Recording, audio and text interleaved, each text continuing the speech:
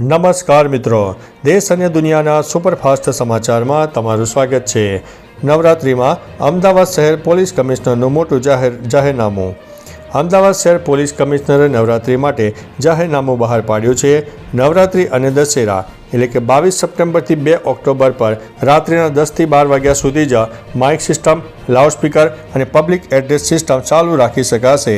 રાત્રે 12 પછી આ સિસ્ટમનો ઉપયોગની પરવાનગી રહેશે નહીં। હોસ્પિટલ, શૈક્ષણિક સંસ્થાઓ અને અદાલતના 100 મીટર વિસ્તારમાં માઇક સિસ્ટમનો ઉપયોગ પ્રતિબંધિત રહેશે।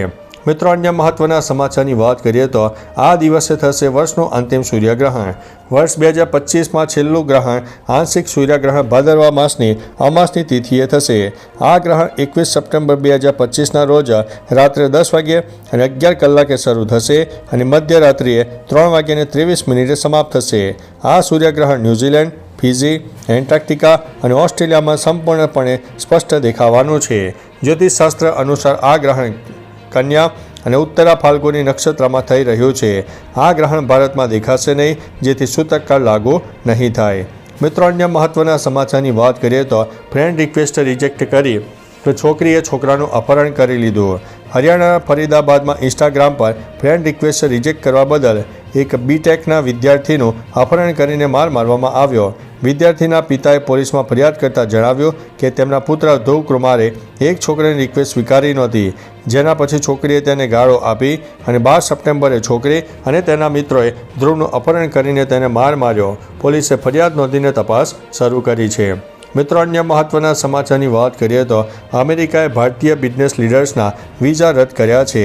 અમેરિકાએ નશાકારક પદાર્થ ફેન્ટાનિલના ગેરકાયદેસર વેપારમાં કથિત સંડોવણીના આધારે કેટલાક ભારતીય બિઝનેસ લીડર્સના વિઝા રદ કર્યા છે। અમેરિકન દૂતાવાસે જણાવ્યું છે કે શંકાસ્પદ વ્યક્તિઓ તેમના પરિવારોના સભ્યો અમેરિકાની મુસાફરી કરી શકશે નહીં। આ નિર્ણય અમેરિકનોની જોખમી પ્રવૃત્તિ બચાવવાનો પ્રયાસ છે।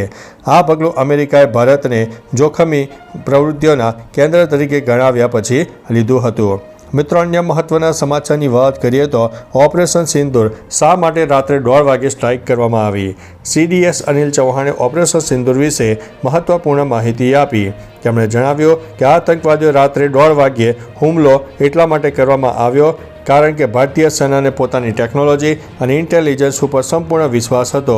સૌથી અગત્યનું કારણ નાગરિકોની સુરક્ષા હતી। જો સવારે હુમલો કરવામાં આવ્યો હોત તો બહાવલપુરમાં મોટી સંખ્યામાં નમાજીઓ હોવાની શક્યતા હતી। મિત્રો, અન્ય મહત્વના સમાચારની વાત કરીએ તો તમે વીજળી પડતા જોઈ છે? ઘણીવાર તમે સાંભળ્યું હશે કે આ સ્થળે વીજળી પડી, પણ શું તમે વીજળી પડતા અને તેના ભયાનક દ્રશ્યો કદી જોયા છે? હાલ સોશિયલ મીડિયા પર એક વિડીયો વાયરલ થઈ રહ્યો છે જેમાં વીજળી પડતા જોઈ શકાય છે અને તે બાદ ફરીથી તારાજી પણ જોઈ શકાય છે। આટલી ખતરનાક વીજળી તમે ક્યારેય જોઈ નહીં હોય। તે તમને કુદરતી તાકાતનો પરચો કરાવશે। મિત્રો, અન્ય મહત્વના સમાચારની વાત કરીએ તો ધોધમાર વરસાદ। સુરતમાં ગઈકાલે મેઘરાજા મન મૂકીને વરસ્યા। તેવામાં લિંબાયત વિસ્તારમાં પાણી થઈ ગયું। ભારે વરસાદને કારણે ટ્રાફિક જામના દ્રશ્યો સર્જાયા। લિંબાયત વિસ્તારમાં રોડ પર પાણી ભરાયા છે। 2 કલાકમાં 4.5 ઇંચ વરસાદ ખાબકી ગયો। સહારા દરવાજા પાસે ગરનાળામાં પાણી ભરાઈ ગયા। રાહદારી અને વાહન ચાલકોને ભારે હાલાકીનો સામનો કરવો પડ્યો। સુરતીઓ કેવો છે વરસાદી માહોલ તે ચોક્કસથી જણાવજો। મિત્રો, અન્ય મહત્વના સમાચારની વાત કરીએ તો 7 ડે સ્કૂલની ગંભીર બેદરકારી સામે વાલીઓ આકરા પાણીએ જોવા મળ્યા। 7 ડે સ્કૂલમાં એક વિદ્યાર્થીની હત્યા થતાં શહેરમાં હોબાળો મચી ગયો। ઘટના બાદ શાળાને તાળા લાગ્યા અને ઓનલાઈન શિક્ષણ શરૂ થયું। લાંબા સમય સુધી ઓનલાઈન અભ્યાસ શક્ય ન હોવાથી વાલીઓએ ઓફલાઈન શિક્ષણની માંગ કરી છે। ઉગ્ર ટોળાએ શાળાની બારીઓ અને દરવાજાને નુકસાન પહોંચાડ્યું, પરંતુ સંચાલકોએ સમારકામ ન કર્યું। વાલીઓમાં રોષ ફેલાયો છે અને સુવિધાના અભાવે DEOને ફરિયાદ કરવામાં આવી છે। મિત્રો, અન્ય મહત્વના સમાચારની વાત કરીએ તો બદલાશે ઓનલાઈન ગેમિંગના નિયમો। PFRDA 16 સપ્ટેમ્બર 2025ના રોજ NPSને વધુ સરળ બનાવવા માટે નવો ડ્રાફ્ટ રજૂ કર્યો છે।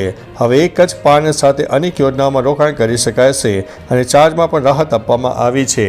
પ્લાન ખોલવા માટે માત્ર ₹18 ઈ પ્લાન કિટ માટે અને ₹40 ઓફલાઈન પ્લાન કાર્ડ માટે ચૂકવવા પડશે।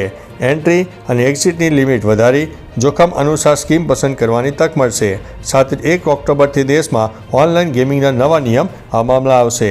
મિત્રો, અન્ય મહત્વના સમાચારની વાત કરીએ તો તહેવારો પહેલાં સિંગતેલ અને કપાસિયા તેલ સસ્તું થયું. રાજકોટમાં ગઈકાલે બજાર ખુલતા સિંગતેલ, કપાસિયા તેલ અને પામ તેલના ભાવમાં ઘટાડો નોંધાયો. સિંગતેલમાં 15 રૂપિયા, કપાસ તેલમાં 20 રૂપિયા અને પામ તેલમાં 10 રૂપિયાનો ઘટાડો થયો છે. મગફળી અને કપાસના વધારે ઉત્પાદન તથા સરકાર દ્વારા કસ્ટમ ડ્યુટી ઘટાડવાના પગલાંથી ખાદ્ય તેલના ભાવ ઘટ્યા છે. કેન્દ્ર સરકારે ક્રૂડ પામ, સોયાબીન અને સૂર્યમુખી તેલ પરની ડ્યુટી 20% ઘટાડીને 10% કરી દીધી છે.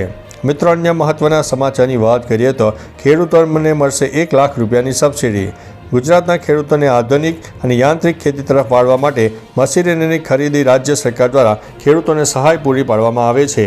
ખેડૂતોને ચાલુ વર્ષ 2025-26થી ભારત સરકાર દ્વારા ઉપરોક્ત સહાયના ધોરણમાં વધારો કરીને ટ્રેક્ટરની કુલ કિંમતના 25% અથવા તો 1 લાખ બંનેમાંથી જે ઓછું હોય તે મુજબ સહાય આપવામાં આવશે. અત્યાર સુધીમાં 76,000 ખેડૂતોને પૂર્વ મંજૂરી હુકમ આપવામાં આવ્યા છે. તો ચાલો મિત્રો, ફરીથી દેશ અને દુનિયાના સુપરફાસ્ટ સમાચાર લઈને મળતા રહીશો. ત્યાં સુધી અમને રજા આપશો. નમસ્તે.